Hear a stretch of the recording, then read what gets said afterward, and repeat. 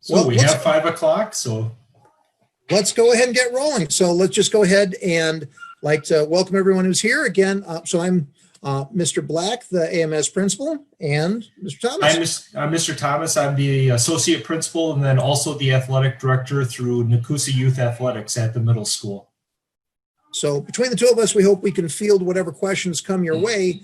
But so the district has been over the last week or so really been laying out what our plan is. And again, it is a tiered setup. Basically, how that plays out is that we are going to, depending on what feedback we get from the health department and how widespread coronavirus is, we'll have various levels of safety depending on how we're going. We're basically going red, yellow, green.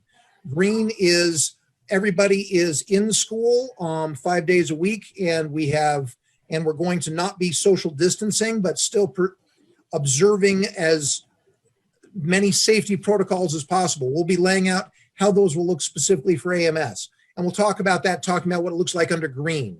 If we have an elevated health risk, then we will be under what's known as yellow. In that case, we will be social distancing, but we have enough room at AMS to go ahead and have 6 feet between students in all of the classes at AMS. We'll lay out how that'll look with our classroom. We have some diagrams and things for you. And then red would be a nature that we have, the health department notifies us that it's not safe to be holding school. And so we'll be in distance learning at that stage. And so the way that we're going to lay things out today is to show, here's specifically given our building layout and routines that would be specific to Alexander Middle School, grades 4 through 8. Here's how some of those major things would look. And so we'll be starting to look at those. And then after we go over those briefly, again, we'll take questions at any time. We're going to be monitoring the nice thing about having two of us moderate this is while one of us is talking, the other one's checking on the Facebook comments. And so if you have any questions while we're talking about a certain thing, don't hold your comments to the end, please. Please go ahead and ask us. We'll go ahead and develop it out, and that'll give us an idea of what you're interested in us talking more about. And we'll just pretty much start from there. Okay, so as we start, a couple of the first comments, as Mr. Black touched on, yes, our district will be using the red, yellow, and green level for monitoring. Green is as normal as we can get. At the middle school, it will be a typical day for students. There are some minor alterations as to when we have large groups together. So for morning, the cafeteria, when we use that, that'll be slightly different. Same with recess. But our green is, we're good to go. Our yellow is, as Mr. Black said, there will be even more distancing than we've instituted with the green level. And then if we get to red will be, someone is telling us that you can't do this and we'll have to go to a distance learning model. As far as how parents know this, from my understanding, kind of Wednesday is the look at what's going on, the trends, and make a decision from the communication with the health department. At that time, they will say, here is the level that as a county, we advise you to be in. What will happen is then Wednesday, they'll make the decision, it'll come out, we'll be notifying families kind of what level we're in. And then the following Monday, that will start off as, here is the new protocol. If we're in green, we stay all the same. If we're in yellow, we're going to be working with the students ahead of time, so it should be a smooth transition to that. And for the other buildings, notice that they'll have that on their marquee out front. Now at AMS, we don't have a marquee, but we're going to do a digital marquee as it would. That will be very clearly posted on the school webpage. Now there is a chance, depending on health conditions, that different schools in the district can be at different levels. Like AMS might be at yellow, whereas the high school might be at red, or various things. If that does play out, certainly those will certainly be posted. We will be notifying once we have it to Parent Square to notify everybody what it is. But just to check, if you don't remember and don't want to dig through your email inbox, because we're all living that one, we'll be able to have that on the webpage to be able to just say, here's where we're at. And if we are making a change between the various levels, it will in all likelihood only be once. We'll only be making one once a week. So we'll be notifying what the following week's level we'll be at as much as we can. And one of the things that we're going to do beyond just putting up the levels is we had some conversation around this is we'll be able to go ahead and share out, here's some of the rationale behind that. Here's some of the numbers that are being shared with us. And again, exactly how that looks at, but our sources where we're coming, we're coming from Wood County is creating a dashboard for every school in the county to be able to say, here's the relative threat level that they understand it to be. And so that's going to be able to give us some details that we can share out. I haven't seen the dashboard yet. They're still developing it, but we'll share out more how that comes. So a couple other questions. Do you want to field the one about sports there, Mr. Thomas? Yeah, ahead of that though, when we refer to these plans, I get in the habit of saying AMS. I think of us as a building, and I have to realize we have more than one school in our building. So CWSA, yes, also falls under the same protocols as the Alexander Middle School. Our building will be on the same setup, that if one is green, all of them are green, and so on and so forth. For the sports side of it, so this morning, the WIA had a kind of an emergency meeting. They had it with Wisconsin Athletic Directors Association. They had it with the WIA members who represent the different sports throughout the state.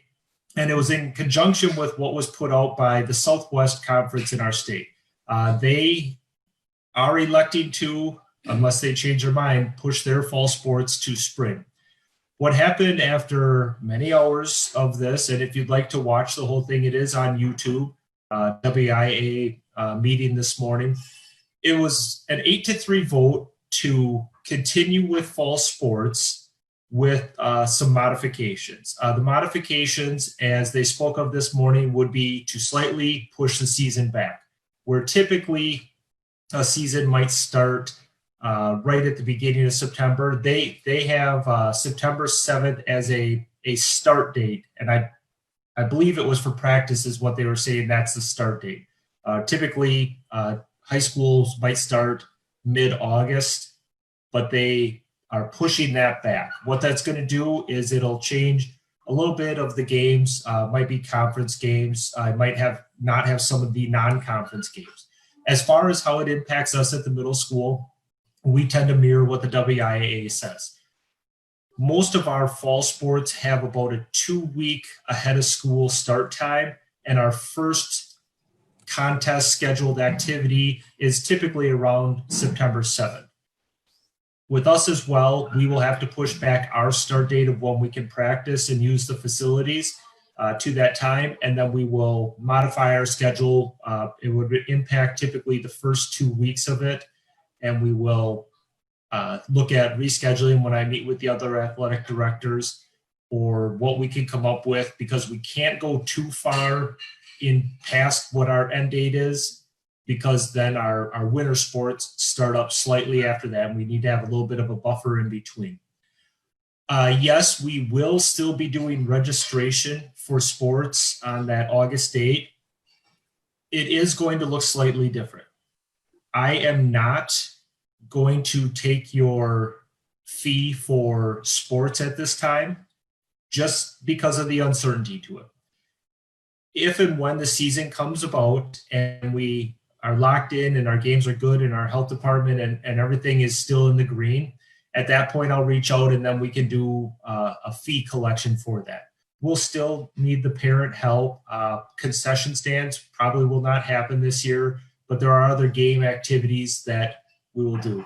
There will be spectator guidelines. There will be coaches, information we need to share out with them about protocols, safety protocols to keep everybody safe. And those will be coming out shortly. Like I said, it was a whirlwind this morning till about noon, and I'm still sorting through it with our high school athletic director. But yes, sports are going. Well, let me field a couple of the other ones that have come up really quick in order as these are coming up. Now, one question is that, will masks be mandatory required for students? We are going to be highly encouraging mask use. We are going to be requiring mask use by all staff members. So all employees in the school buildings will be required to wear them. However, students will be highly encouraged to. We will not, and again, we're going to build a culture where that is. We recognize that won't be one day to the next, but we're going to highly encourage them to be able to be using them. We are going to be having enough masks given to us and available for students to be able to have available if they do not bring their own, and to be able to work with. And so, but as far as requiring and saying you're going to face consequences if you're not wearing them, we're not going that route. But we are highly encouraging them and trying to build a culture of, here's why we do that. But it is not going to be people are not going to face punitive damages, or they're not going to be looking at that way if they're not wearing a mask. Another question that has come up, and this is one that's come up. And again, thanks for the mask question there, Derek Lucio. Wendy Hemming asks, is online schooling still an option? And the answer is yes. There are several families who are not comfortable sending their students back and at this point, as those are going. And online schooling we're making room available for that. As several of you know, our district has the WISE Academy, which is a wholly online school available.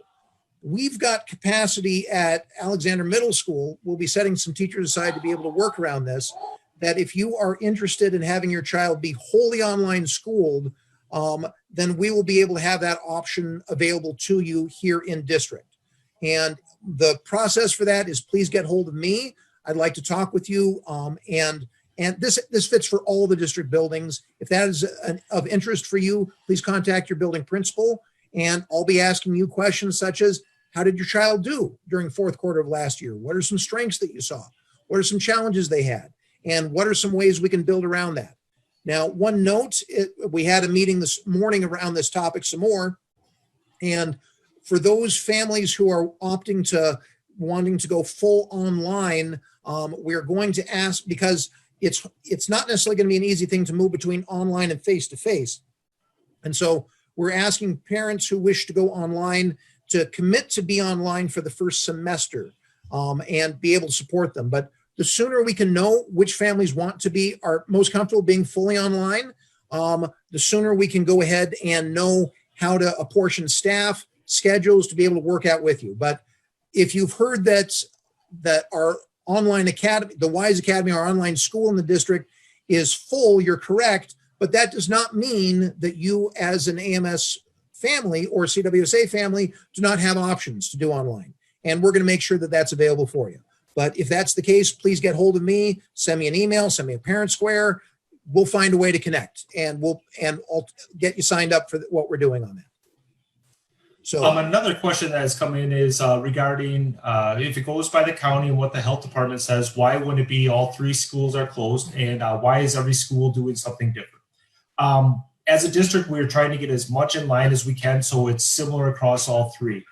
With a different school age, a first grader versus a junior or senior, there's more capacity for a junior or senior to be able to maintain that. And as far as home supervision and safety concerns as well, we at the middle school have a luxury. We have a beautiful building where we were able to develop a plan where in green, which is our normal, and yellow, which is we need to have more distancing, we were able to utilize our space to keep kids safe, distanced, and still have them at school where we can provide them the instruction they need. We can provide the lunches. There's a spot for them during the day, and we don't have to worry about our kiddos as much. We have them with us, and we felt that was a good option.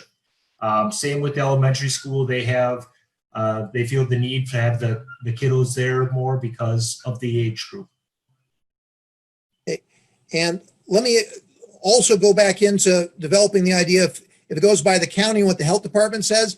I fully anticipate that the district all three schools will be doing the same thing.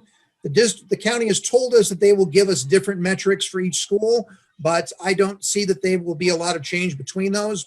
So I'm just sharing out what they're telling us, but we don't know what it looks like. So if I had to, again, we're hoping to have some capability. The only case that I can think of that some cases where schools would be at different levels is if students or families in given schools contracted COVID and there was greater risk due to that. We don't know on that, but in all likelihood, each family will be at the same threat level. Each school in the district will be at a similar level because it's the same community we're working with for those. And so now one of the things is want to answer the question that about what does the screening process look like at the beginning of each day. So all students and all staff, as they are entering the building, will be doing a temperature check. If anything is higher than 100.4, then any staff student will be asked, we'll have an isolation room we'll have them go to, and then we'll be asked for them to be picked up. Now, to be fair, if you have a temperature higher than 100, you're being picked up. That's kind of our magic number anyways, but we're going to be more alert to that and doing daily screen for all staff and students who are coming in. And there's also going to be a number of questions. Mr. Thomas, can you speak to like what some of the screening questions will be that'll be going on a daily basis? Yes, I can. Some of the questions are, and we're trying to develop a way to do this more efficiently, where we might even tap into parents at home to do this. As many of you are familiar with, I kind of do a lot with the Parent Square. They just had a webinar putting out how we could use Parent Square for that. So it might be a list of questions that you check on every day. Does your kid have a cough? Yes or no? Do they have a fever? Yes or no? Do they have shortness of breath? Have they been exposed to someone? If you've been at some of the places where they have to ask these questions, it's 6, 8, 10 questions typically, just to get some information, some background information. Even with that, we will temperature check every person that comes into the building. We will be limiting the amount of people that can come into the building as well, but we kind of have a twofold system to check everybody that's coming in. And a note to that while we're on this front is here. One of the things that's, hang on, I am learning how to go ahead and work the Zoom for on this. I'd like to share out a quick photo for this. One of our procedures as we're coming in. So here's a map of Alexander Middle School. And so we're looking to have multiple entryways and multiple exits at both beginning and at the day, because we're trying to prevent students from clumping up. And so one thing that we're going to be having, if parents are wanting to drop students off, we're going to be looking at building an entryway along the side frontage road that comes alongside the gymnasium and sort of drops them off. We're back where the Boys and Girls Club room is, but that will be a standard place for parents to be able to come in, do the checking, and just really close to cars over here. We haven't done that in the past, but we're going to be doing that because we're going to be bringing more staff available to be doing all these checking in at multiple places. We want to try to avoid congestion as much as possible, so we're going to have multiple entry points. And so exactly how that looks, we still don't fully know. We might have walkers come through one area, bus in another area, but when all the buses come all at once, we need to spread that out some. So, but we do know that for the question of parents who are hey, do I drive my students to school? That will be here along the side that we're going to make an option for you to really make that enabled to go very quickly. And we've been having success with that. The Boys and Girls Club has been running during the summer childcare out of the room right here. And that's been that system has worked very well by using this door for that. So we will continue to do something along those lines. And on that busing question, is it going to be better to give them a ride? It's always going to come down to a personal option on that.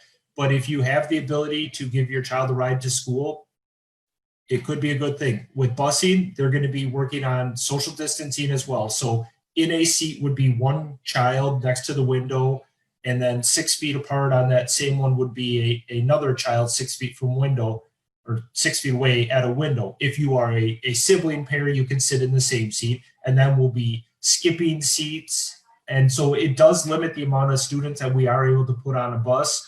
If you are able to bring them in, that helps with some of that issue as well. All right.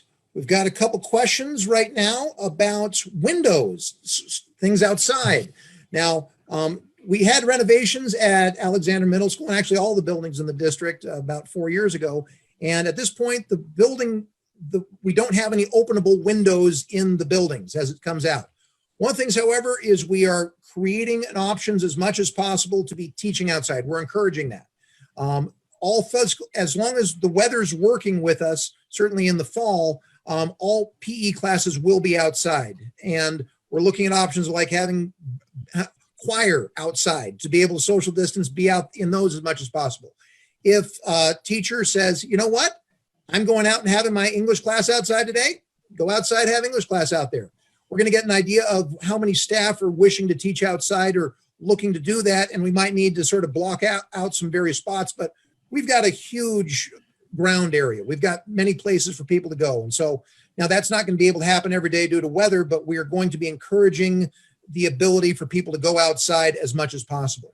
And to that point also, as far as the use of the grounds, Mr. Thomas, can you speak a bit to lunches, recesses, how we're going to be moving those around? And by the way, the changes we're doing for entryway, for lunches and recess, this is going to be all year long, not just at elevated levels, but also at relatively low levels, because simply put, we need students to get in these routines, and the less routines they have to change one level to the next, the cleaner this will go. So we're instituting these extra safe routines, even at Green, to be able to make that work.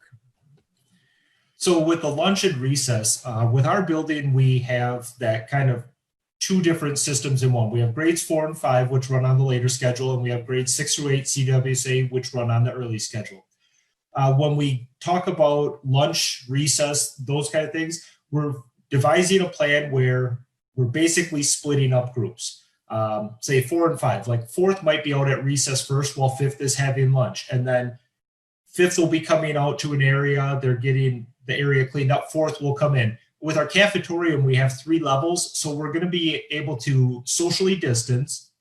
Part of it is having students, facing the same direction, so we're not cross-contaminating each other, expelling it into each other's face.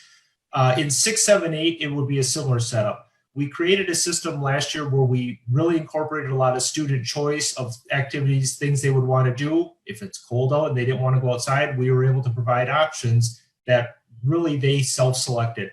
We're going to utilize that time that we created in there to create a system, almost a rotational. So a class level at one time might be in the cafeteria.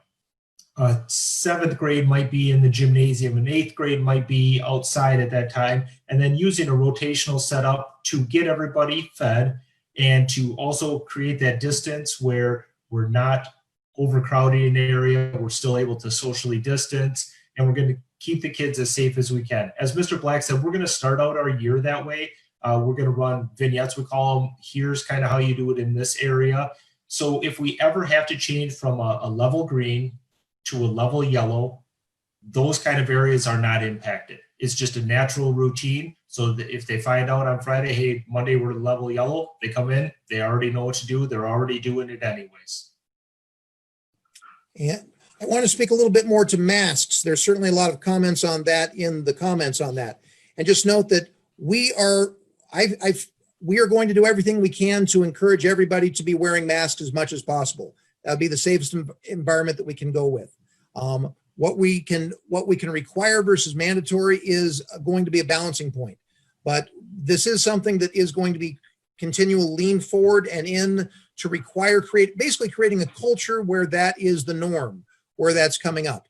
And so I can't give more details on that, but just showing that we are continually, that will be an extra focus to be able to help students wear them, but that is going to be the encourage. The requirement will be for staff members and adults who will be in the building for that. Now, on that note, let me also note that because we are trying to limit our variables about exposure, certain things like there will be no volunteers that we're going to be having in the buildings. We're going to be limiting the amount, like deliveries will need to be scheduled and pick those up. We're going to be, as much as possible, limiting who's coming in. In many cases, if a student needs to be picked up, in the past, we've had the parents come in and sign them out in the office. We're going to be making that process be a lot more remote, be able to do that over phone, be able to find different ways to be able to, some checkout procedures possibly on Parent Square, depending on, as Mr. Thomas is going through some of those scenarios as we might be learning. But there, as far as pickup, we're going to still have the same level of safety and communication. However, we're going to be limiting traffic from coming in and out of the building, because anyone who is coming in the building is going to need to be screened at every given point. So we're creating a safe environment there as much as we can and working to limit the amount of student interaction between those. So, Mr. Thomas, anything else from the comments you want to take? So I see there's a comment regarding band class. With all these things, we are making preparations as best as we can with the knowledge that we have. And once again, since AMS is such a beautiful building, we have the good fortune of having lots of space. We are still planning for band during the school year. Depending on which level it is going to have some impact on it. On a green level, our band room is quite large, so we feel we can still socially distance. And even with that, with the concerns of airborne things, that we could create an environment where it is as safe as we can make it. On a yellow, where it splits up a little and kids kind of move in cohorts, it would probably be diminishing the numbers and going more to on this day, you're in the band room doing it, and the other half is working on something band related, but not doing the band. So it might go to an alternating system on that. So let me, and quick question about prepackaged lunches. Great question. Don't know exactly what on that one. We're still working with food services to be able to sort that one out. But well, I could field that one slightly. If you're interested and you would like to read some of the things that I find myself reading these days, the Wisconsin Department of Public Instruction has put out an 11-page document on interim COVID-19 cafeterias and food service guidance. It's an exhilarating read, but it states in there a lot of theirs. We work with a food group that's who we'll be coordinating with. They also follow these, but they will be the ones kind of running that ship. Now, one thing I'd like to note out here a little bit is, here, let me go ahead and do another shared screen for just a bit right here. Hang on, I need to get the right map up. We've got a few, so I want to talk about, oh, I don't have the right one up. All right. Tell you what, vamp for a little bit. If you could, Mr. Thomas, did you talk about how the spacing is going to be in the cafeteria as far as the various grade levels spread out? Yes, with the cafeteria, we'll use all 3 grade levels. Typically, when I've scheduled this in the past, we can actually get 3 grade levels at a time if we just sat like we do next to each other. So utilizing 1 grade level at a time, we'll easily be able to space out and have guidelines in place where we'll be able to clean one side while the other side is being used, so on and so forth. Another question I see is in terms of band concerts. With everything, we are not always sure of it. We're planning for it, hoping for it, but should anything arise, we'll make sure that we're in contact with families. Our band director would also be in contact regarding situations or changes that may need to occur. We'll be, I mean, and in all truth, we'll be playing things very conservatively this year. We're going to try and make, now, can we do, if weather hits nicely, can we do some things outside? We don't know. And do we might do some things we won't, our mass gathering things we're going to be trying to avoid, but this is going to be a very creative and flexible year. And so we're going to see what we've got very creative teachers who are giving us suggestions, and I'm waiting to hear those as they come.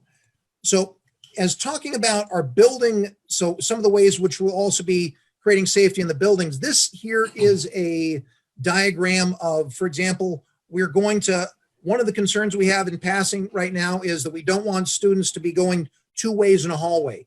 The thing is, AMS is built in circles. It's not straight line in many cases. If you can see where the red arrows go, we are able to get people between their various classes, by and large, between the wings in one area, by essentially creating a one-way area. And so we're actually getting some arrows that are going to be on the floor to sort of enforce those areas. And so one of the things that we're doing is, staggered release times, students be able to move from one area to the other, not having to go past. We're going to be looking at those issues, and we're also going to be at that under green. So not just some of the yellow as it goes with there. So I want to talk a little bit, as we're here to talk about what we are under yellow. So now one of the things under green, here we have no community spread. Students are at school, regular schedule, and we're going to create like we're not going to have social distancing necessarily that people are going to be 6 feet apart in the classrooms. And we're going to be running our normal schedules there, but we are still going to have safety as much as we can. We're going to be creating the area for as much as possible, the rows in line, students facing one direction to be able to manage those things that are there. However, if we go to medium community spread and students are at school, we'll have a modified schedule for cohorts. Let me play out how this is part of the reason of how we're going to be able to make that work. And so if I'm going to zoom, if you take a look up here, like for example, in the 4th grade, we have 3 4th grade classes. In each of those cases, one of the 4th grade classes is going to be taught in the large room that we have on the wing, and they're going to be there all year long. And same with the 5th grade as that comes. And one of the other classes is going to be taught between these two, 402, 405, another one, 403, 404. And so when we're under yellow, we've got like Mr. Thomas went through and measured all of our desks, that how many we can fit in a classroom. And with social distancing 6 feet apart, we can fit, what's the number, 14, Mr. Thomas, or 16? We can easily do 14 with 6 foot social distancing in every classroom setup.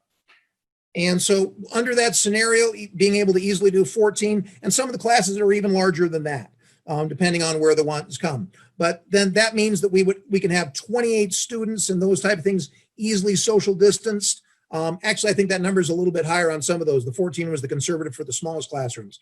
But as we're doing that, we will be able to have students be socially distanced in yellow.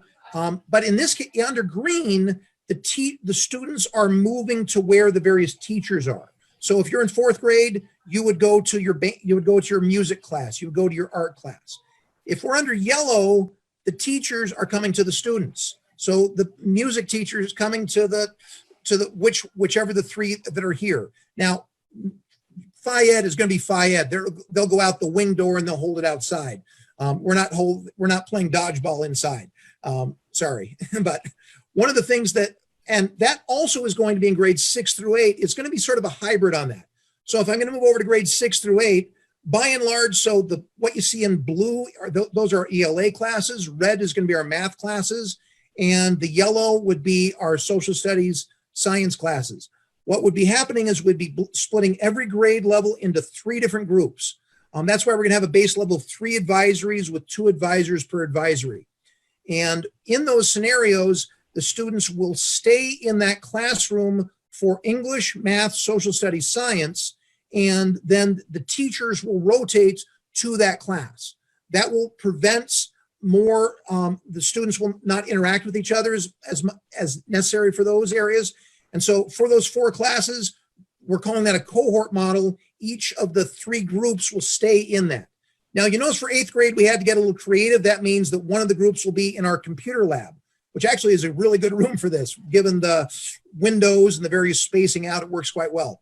But what that means, however, as Mr. Thomas alluded to earlier, let's say you're going to, we've still got several, where that gets a little interesting is electives. So like in grades 4 and 5, everybody in a given class is going to music at the same time. Whereas electives in 6, 7, 8 look differently because not everyone has band, and et cetera, et cetera. And so we're going to have a couple blocks in which to make sure we're going to look to preserve social distancing. But let's say if somebody's going to art and the art room is not big enough to social distance, then we'll do the A-B schedule for the electives. So everyone who can go to elective social distance, like during the elective classes, some students would stay back in their cohort room that they would be in the rest of the day for a couple days a week and do that at a distance. And so we're going to be essentially every day for the social distancing you're seeing is for English, math, social studies, science. For the elective classes, they still will be needing to go to the band room, to the choir room, to PE as those go. But based on our social distance ability to handle that, they might only have that face-to-face in that room twice a week. And that's similar to what the high school is doing. Under yellow, high school is going on A-Day, B-Day to social distance. The difference is that the days that they aren't in the classroom, they would not be at home like they would be at the high school. they would be in their standard room at the middle school, so would still be able to preserve that and make it work there. So that is a load of information we just gave really quick. Mr. Thomas, did you see anything let's slow it down a little bit. Did you see anything in the comments that we wanted to unpack there? Shifting gears, nothing related to that one. There was a question about if you could still send cold lunch with your kids or if you need to have school lunch. That is an excellent question. That one has not come across my radar yet, but I have sent that out to our head of food services and also our school nurse to get information back on that. So I can reach out whether you can have cold lunches or not. Thank you for that question. No, that's a good one. Okay, there is a question about, so parents and volunteers not in the building, will there not be teacher-parent conferences this year? Great question. It is necessary for us to have that communication. It might not be people coming, we might not have one big mass meeting with the ice cream machines open and everything as we have in the past, but we will guarantee that we have some form of parent-teacher conference that's going on. It might need to happen of a number of scheduled Zoom or phone calls. It might need, and so it's going to need to look different. And especially when there's going to be times that we normally schedule those around the end of a quarter or whatever else. And depending on how things look health-wise, we might have some flexibility there. But we will be having parent-teacher conferences. That is a very key level of interaction, and we're going to find some model to be able to make it work. We don't know exactly what that look like. And we'll also say, if you have some ideas that you'd like to suggest and help us structuring that, please get in touch with us. We'd love to hear from you. And that goes along with other meetings that occur during the school day. If you have a student with an IEP, other contact ones, we will be utilizing a lot of Zoom meetings. And so to minimize the amount of people that come into our building, that's a communication device that we will use. All right. These are some great questions. Certainly appreciate it. And again, we're hoping to have as many of the answers as we can for you. We've been working all summer to sort of generate these game plans, but we're still developing some of the fine details, like, for example, bringing lunches there or packaging. That's developing as it comes. And so we're going to keep pushing these out as much as we can for that. One note that I will note is that as these procedures, one bit of feedback we got going into last year is we tried as much as possible to push out routine videos over to students in advance of school as much as possible. Last year, we did a parking video, we did a cell phone video, we did various things. We're going to, especially with new routines across the board, we're going to be creating visual videos like that again too. So your students, as much as possible, can visualize what they're being asked to do before they come to school, to be able to have it that much more familiar. And so that's something that we're going to be looking at, but be looking for those starting around mid-August, where we're going to start pushing out these routine videos more and more. But great questions and great helping us revise some things that we don't, that as we're still getting various things locked down. We appreciate it. A question came up with school supplies list.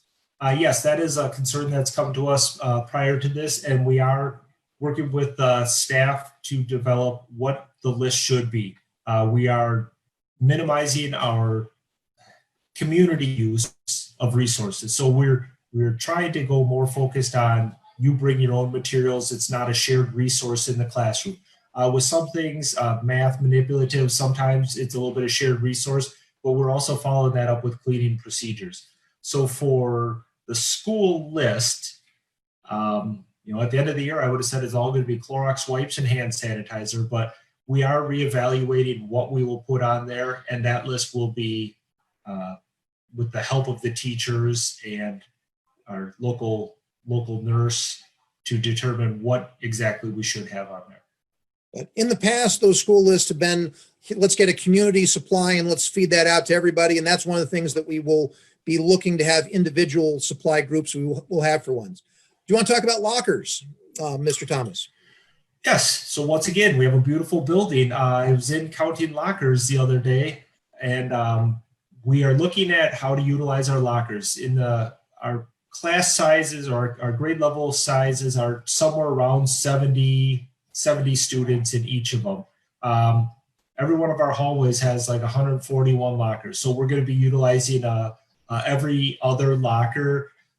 In some of the smaller grades, we might look at, I guess, mixing up the 3 advisories, every other locker. So if a classroom, a 4th grade classroom sends out the kids to get stuff from their lockers, and we've gone essentially like every 6 lockers, we'll still be able to space them out.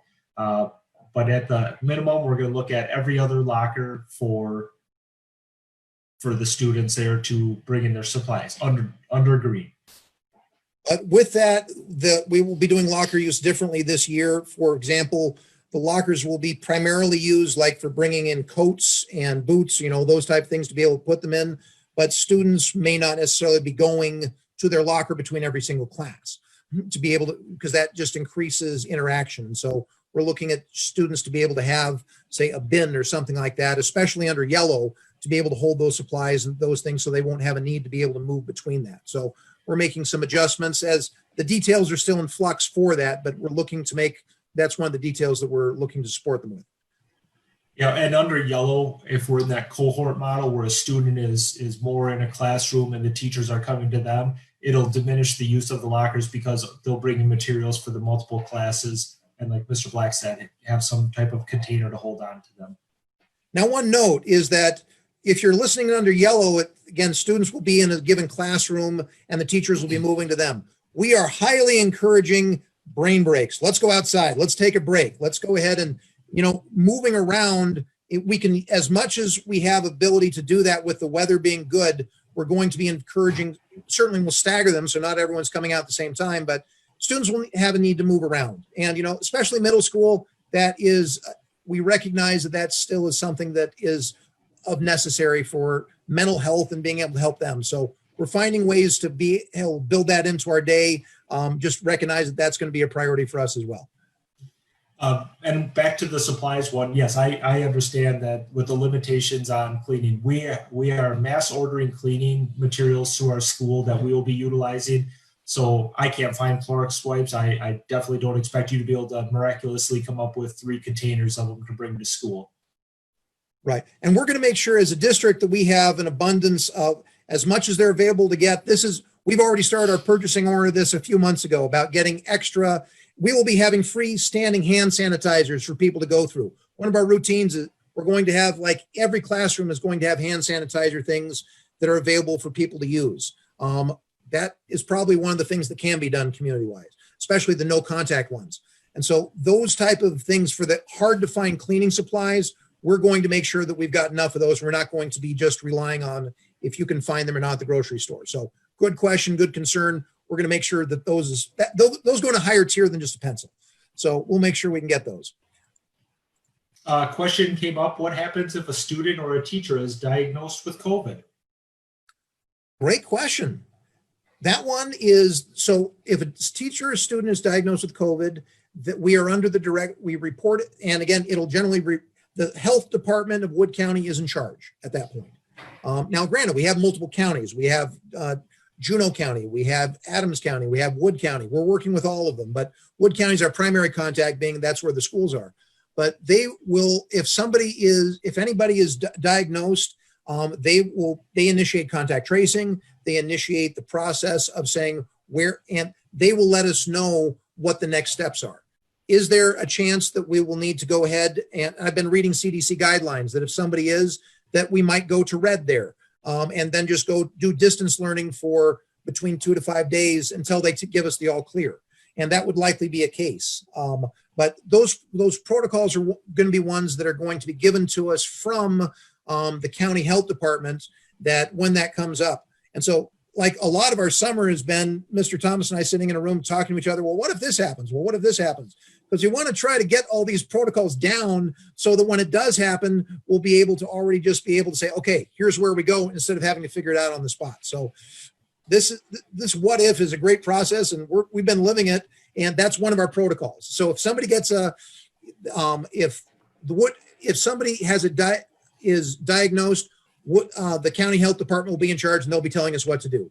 And also our district nurse, Denise Niprath, has been phenomenal. She's been in high communication with county families, working with all. She's been on the phone frequently with us. We're seeing her every week. She'll be part of us, helping us understand those next stages. So great question.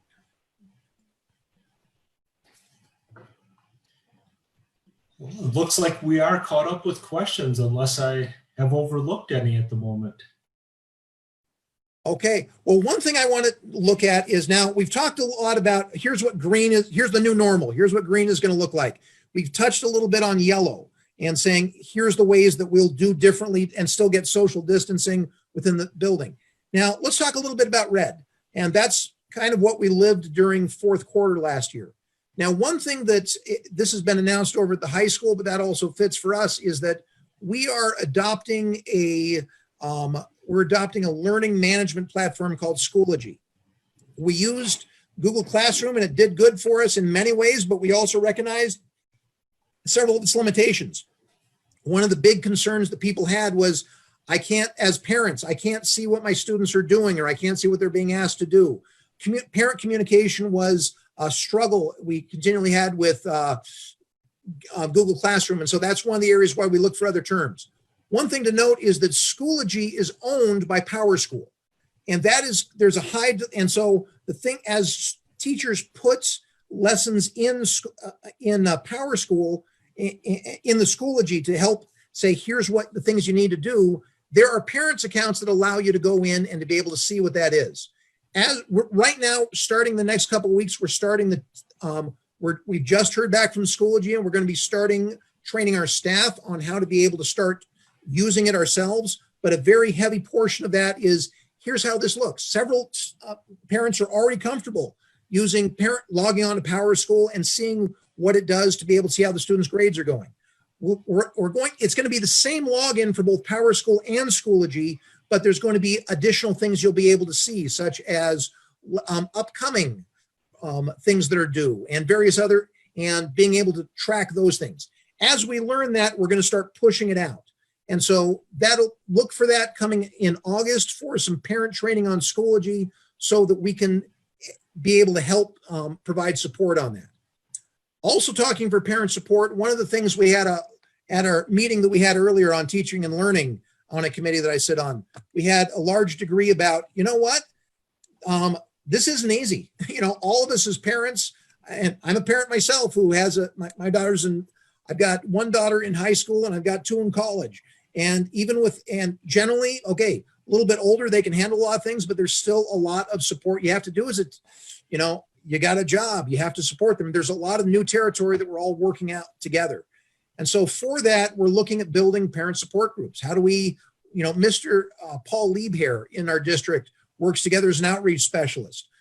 We have as due to the referendum, and thank you again for your support that allows us to happen, we've now been able to hire Bailey Rashevsky as a district social worker to be able to help and work with families and help support social emotional needs beyond just academic ones, and being able to help. And so there's things we're going to be able to do next year that we weren't able to do last year. And we know that the issues are going to be there, so we're gearing up for them. And so come August, start looking for things for us to be pushing out parent support of, here's how to be able to start, as we're learning these routines, here's how to use Schoology Parent, PowerSchool. There's going to be some of the technical trainings, but we're also going to start building emotional support, and here's routines and how can we start working through that. So, and if there are things that you see that this would be really helpful for us, please get hold of us. There's we had to change so much of our practice last year on a 2-day advance notice, and we've had to figure that as we go along. There's still a lot of figuring out we're going to have to do, but we've had the blessing of 3 months to get ready for this. And so we're going to have a lot more things in place. And so we thank you for your patience. We thank you for your work. But the more you can speak to us and give us ideas about, here's what your concerns are, that'll be helpful for us to know how to meet those. All right. Mr. Thomas, do you see anything else? Yep. I had a question that had arisen about students with IEPs. When our fourth quarter came out, like many people, that was brand new to us, and we were trying to figure it out as we went. Our director of pupil services has been working with the various departments through DPI, but then also with our current staff of how we can fully meet the needs of students that have an IEP and also to meet their IEP goals as they are written in it. So our director of pupil services is heading that, and he is going through the logistics of how we can make sure that we are hitting on all the needs of our students this year. So he wasn't able to join us on this particular one. Normally, if he was, we'd sort of turn over and both look at him right there. But we'll, as we're getting that question being able to answer district-wide, we'll be pushing out more information on that as it comes. One note, if I can also note, as far as now, this is starting last week so the high school kicked off these Facebook Live sessions. The middle school did theirs Humke did last week. We didn't do it last week because I was on vacation. I was out in Utah. And so I'm sort of soft quarantining at home. That's why we're not together. We're doing all this Zoom because, well, I'm sort of a week. I've been home for not quite a week yet. We're just going to make those things work. But so we're getting a little bit of a late start on it. But I had a question from another parent that says, you know what if I don't, all of these things are in different places and they're in different Facebook, or what if we don't have access to Facebook? One thing I'd like to share with you right now is, in looking at hang on, let me pull up the correct form here. So right here, sharing screen again. So if you go to our district webpage and you scroll down towards the bottom of it, you'll notice one of the bars that we have here says COVID-19 coronavirus support. If you click on that, this is our one-stop shopping where we're trying to put all these area. Like what we're talking about right now is school reopening information videos. So this right here, if you select right here, here was the NHS video from 7/14. Here's the Humke video from 7/20. Here was from 2 days ago, the NHS video. Starting tomorrow, the AMS video is going to be on here, basically the recording of this. And so if you want to go ahead and just connect, especially if you have students in multiple buildings and you want to be able to check on these and be able to see how things are looking, we're trying to create a one-stop shopping for those. If you click on any of these and then if you do that and then hit go, it opens it up to these are now on YouTube, and then you'll be able to see it from that side. So as we're developing these, we're going to keep layering our information and pushing that out as best we can. All right. So we're getting to 5, we're getting into towards the end of our hour. Hit a lot of great questions. I certainly appreciate these. Are there any outstanding things people would like to see addressed that we haven't hit yet?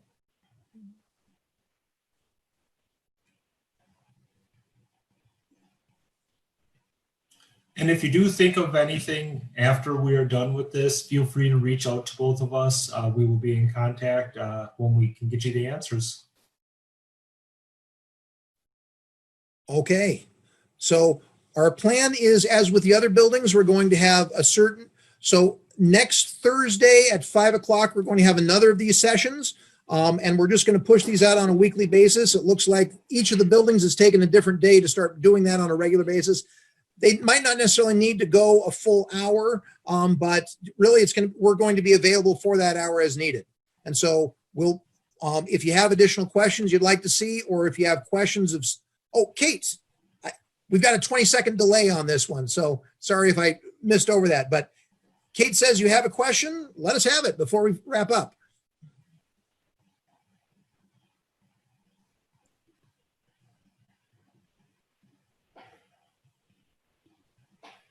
So with our 20-second delay, we have to wait a little bit more. Do you want to, it's on here yet? Sports are happening, but what does that mean in terms of parents and guests being at sporting events? All yours, Mr. Thomas. Kate, geez, I was kind of hoping to dodge that question at the moment. So the WIAA has put out guidelines for every sport and what it could look like depending on what is going on in your county. I cannot give you specifics on that, but a lot of what they are recommending goes along with what we do at the school. Social distancing, the amount of people that can be in attendance at it.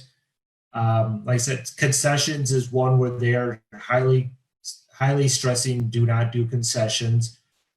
I as part of what my kids are in sports, they have gone to like live streaming for the events. I'm not sure that we are quite at that spot yet, but as the guidelines come out, like I said, the meeting just happened this morning. There's a lot of questions that came out of it. As the guidelines come out, I will be informing everybody as much as I can. So when we do these weekly ones, if I have more information next week about it, I will certainly let you know as it funnels through me. All right. And also one note, I just want to say to the parent who had the question about the IEP, if you could please reach out to me. You've got some specific concerns I don't want to just sort of leave on the back burner. We had to give a general answer here by nature of where we're at, but I want to make sure your specific concerns are answered. And so if you could please send me an email, Nathan_Black@nacusaK12.wi.us. Also, you can call the office, 715-886-8000. We can find a couple ways, 880-40. That would be the main office. Either way, they'll get hold of me. I want to make sure that we follow up on your specific concerns because we can't address those in this forum. So, all right. Any final takers? Thank you so much, everybody. We sure appreciate your questions. We sure appreciate you being there, and we sure appreciate your support. You know, we're in this together. We're going to find a way to be able to support our students. And you know what? Our teachers and our staff are going to give absolutely everything they have to make sure that your student have a successful year. Success might look a little different this year than it has in past ones, but we're going to make it successful. We're going to make it work for everybody. And that's what it's about. So, all right. Thank you so much. You take care. Thank you.